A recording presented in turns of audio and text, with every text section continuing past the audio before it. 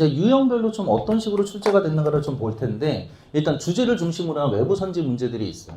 그러니까 외부 선지라는 건 지문은 그대로 있는데 선지가 바깥에 이렇게 5개 나와 있는 문제들. 요지 문제나 주제 제목, 장문 제목, 함축, 음단 요약, 빈칸 완성 이런 것들이 지문의 난이도가 굉장히 평이했어요. 선지의 난이도는 그냥 평이했다 정도 수준이 아니라 굉장히 쉬워. 근데 그래도 수능의 기조만큼은 계속 지켰다라는 게 뭐냐 하면 논리를 중심으로 묻는 문제들, 어휘 추론이라든가 장문어, 얘네들 보면 이제 기존에 여러분들 아시다시피 주변 보면 답 나온다 뭐 이런 어떤 스킬적인 부분들이 굉장히 많았었단 말이에요. 근데 그래도 아무리 쉬웠어도 요번에 이제 어휘 문제들 같은 경우에 주변보다는 오히려 더 근본적으로 주제를 찾아야지만 훨씬 더 간결하고 쉽게 풀 수 있게끔 출제됐다는 거. 수능의 기조는 계속 유지하려고 노력했다는 게 좀 보여요.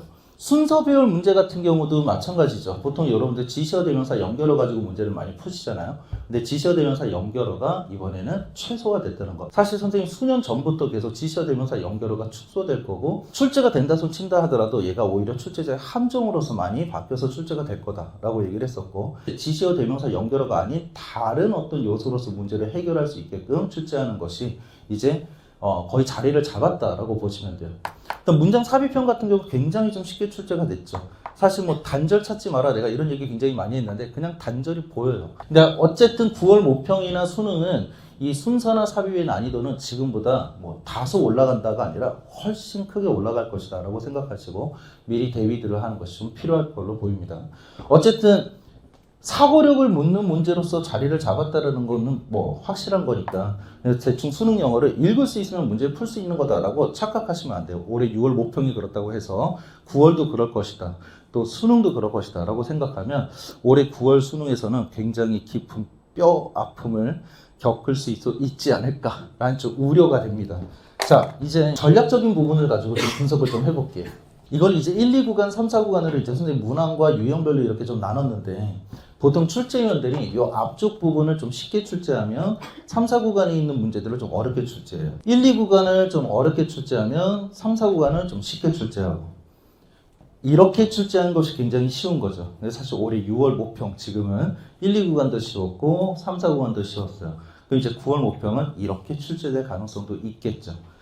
보통 이렇게 선생님이 노란색으로 표기한 유형들 있죠. 이런 것들은 이제 극상의 1등급과 2등급을 가르는 문제들이다라고 생각을 하시면 돼요. 파란색으로 표기한 것들은 2, 3등급을 가르는 문제다라고 생각하시면 돼요. 그리고 전반적으로 여기 있는 1, 2구간에 있는 유형들이 보통은 이제 2등급과 3등급을 갈라내는 유형이다.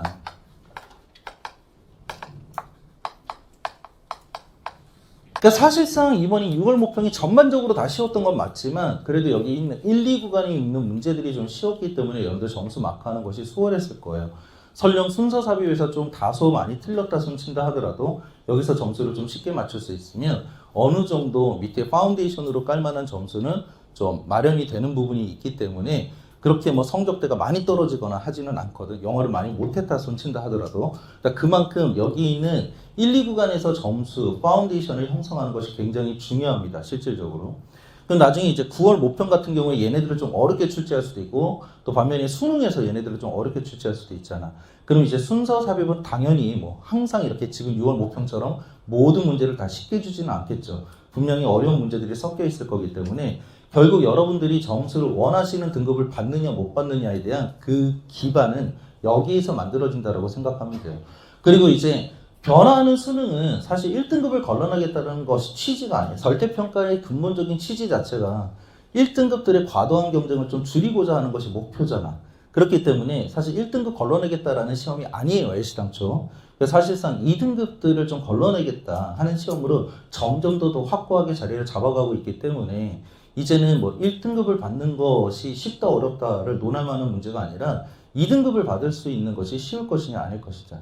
이걸 좀 생각을 해보셔야 돼요. 여러분들 생각하는 것보다 2등급이 그렇게 쉽게 잘 나오는 시험이 아니에요. 영어가. 1등급 조는 계속해서 바뀌지만 최근 몇 년 동안 계속 18%라는 정도 그 언저리에서 2등급이 계속 유지가 되고 있다는 얘기는 확실히 절대평가로 바뀐 다음부터 영어는 2등급 걸러내는 시험으로 바뀌었다라고 생각하시고, 그럼 2등급을 안정적으로 받기 위해서 중요한 요소가 어떤 부분이냐라고 생각하시면 순서 삽입 빈칸에만 몰입할 것이 아니라 여기에서 점수에 대한 파운데이션을 확실하게 만들어 두는 것이 중요하다는 것. 그러니까 6월 목표를 좀 경험 삼아서 생각하시면 돼요. 여러분들의 점수가 순서 삽입 빈칸이 쉬웠기 때문에 점수가 많이 잘 나왔다라고만 단정 지으시면 안 돼. 여기가 쉬웠고 그래서 여기에서 점수가 확보가 되었기 때문에 점수 지금의 등급들이 좀 나오셨다라고 생각하시면 됩니다. 그럼 앞으로 여기에 대한 난이도가 변함에 따라서 성적은 더 오히려 떨어지기가 쉬울 수도 있다는 얘기겠죠. 오히려 여기 순서 삽입 빈칸보다. 그럼 이제 사실 어떻게 공부를 맞추셔야 되냐면 여기 있는 1, 2 구간에 있는 문제들이 어떠한 난이도로 출제가 된다 하더라도 여기서 점수를 확실하게 마크할 수 있게끔 그렇게 공부들을 해주셔야 돼요. 아시다시피 순서 삽입 빈칸은 단 그냥 1, 2구에 바짝한다고 해서 점수를 낼 수 있는 유형들이 아니야. 얘네들은 지금부터 계속해서 꾸준하게 해줘야 되는 거고 비중의 차이를 조금 더 두셔야 된다는 거. 지금 만약에 등급대가 상당히 높지 않다든가 혹은 6월 목표를 기준으로 했을 때 사실상 2등급 이상이 좀 더 쉽게 나와줬어야 되는데 3, 4등급 존이 있는 친구들이다. 그 이하에 있는 친구들이다. 그러면 사실 얘에 대한 비중을 사실 높여줘도 좀 나쁘지 않아요. 그러니까 6대 4 정도나 7대 3 정도의 비중으로 여기에 대한 파운데이션을 좀 마련하는 것도 나쁜 전략은 아니다라는 거. 하지만 얘네들을 또 간과해서도 안 된다. 끝내는 공부란 건 없어요.